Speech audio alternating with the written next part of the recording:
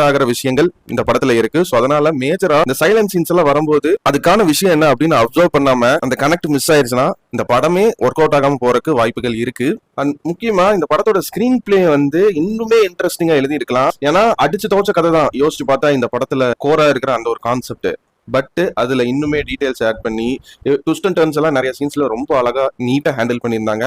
But நான் என்ன சொல்ல வரேன்னா அந்த ஸ்லோ பேசிங்க குறைச்சிட்டு இன்னும் இன்ட்ரெஸ்டிங்கா ஸ்கிரீன் பிளே எழுதியிருக்கலாம் அப்படின்னு படம் பார்க்கும்போது எனக்கு தோணுச்சு. மற்றபடி பெரிய நெகட்டிவ்ஸ் இந்த படத்துல எனக்கு சொல்றதுக்கு எதுவும் இல்ல. பிரணவ் மோகன்லால் படத்துக்கு படம் ஆக்டிங் பெர்ஃபார்மன்ஸை இம்ப்ரூவ் பண்ணிட்டு வந்துட்டு இருக்காரு. அண்ட் சர்ப்ரைஸ் ட்விஸ்ட் எல்லாமே இந்த படத்துல இருக்கு, நீங்க எதிர்பார்த்து போலாம். இது வந்து ஒரு அடல்ட்ரேட்டட் ஃபிலிம். இன்னைக்கு ஷோ பாத்தீங்கன்னா காலையில நான் நேர்ல போய் தான் புக் பண்ண பிராட்வே சினிமாஸ்ல. பெருசா புக்கிங் எல்லாம் ஆகல, ஒரு 30 டிக்கெட்டோ என்னமோ தான் புக் ஆயிருந்துச்சு. பட் உள்ள போய் பார்க்கும்போது ஷோவே ஹவுஸ்ஃபுல்லா இருந்துச்சு. ஸோ இந்த படத்தோட டிமாண்ட் என்னன்னு எனக்கு இன்னைக்கு தான் ரியலைஸ் ஆச்சு. ஸோ அதனால ஹாரர்ல ஒரு ஸ்டாண்டர்டா இந்த படத்துல மெயின்டைன் பண்ணி